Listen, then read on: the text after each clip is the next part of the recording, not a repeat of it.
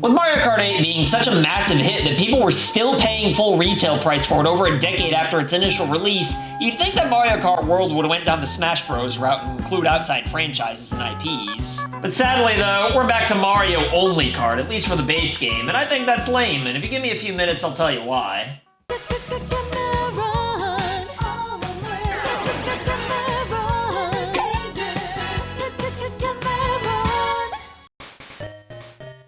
Alright, so first off, I'm sure Mario Kart World will be fun, might not be worth $80, maybe it will be, but I mean, it's gonna be fun.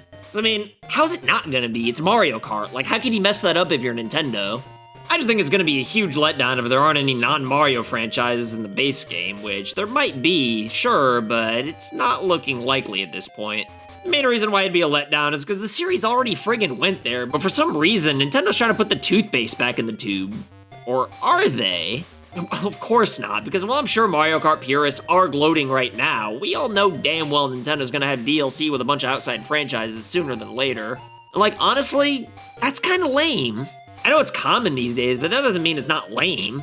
Not because we're getting outside characters and, significantly more importantly, courses based on outside franchises, but lame because it's something that we won't get till later. First of all, the game's already $80 and like, yeah, I get that DLC can be awesome, and that the base game for Mario Kart World is probably still gonna be a ton of fun, but I don't know. I just hate how DLCs started off as a cool way to add bonuses to games after the fact, but turned into something companies planned from day one. Like, developers used to make games as good as humanly possible by the release date, but to consciously hold back with the intention of charging more later on kind of ruins the magic a little bit, don't you think?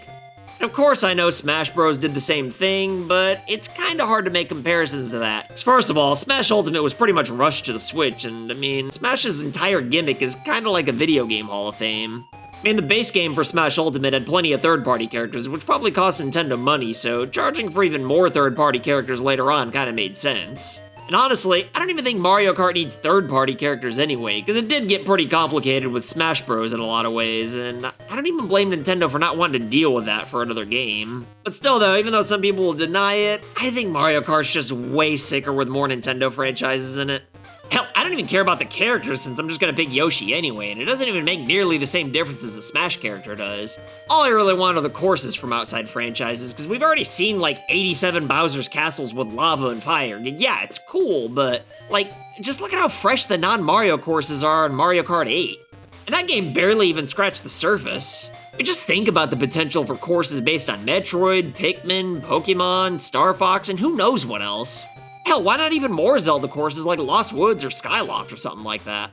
And look, I know at the time of this recording, Zelda fans decide that Skyward Sword's not very cool, but like, Skyloft would be an awesome Mario Kart level.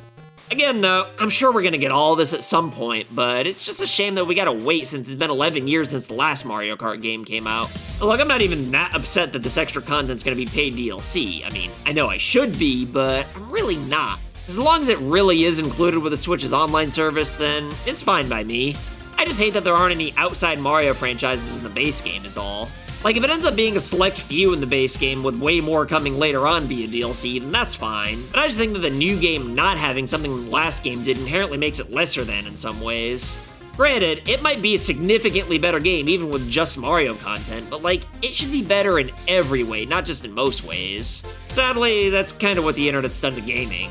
Just like everything else with the internet though, it's done way more good than bad, so I'm not saying I wish we had no internet, because that's just friggin' stupid. But in this instance, I just think Nintendo's leaned a little bit too hard on the idea of sweetening the pot later on. Anyway, that's all for today, but if you got a kick out of my awkward rambling though, then you should check out my video I made on the pros and cons of the internet and gaming, but you'll excuse me though, I gotta go walk my dad. Later!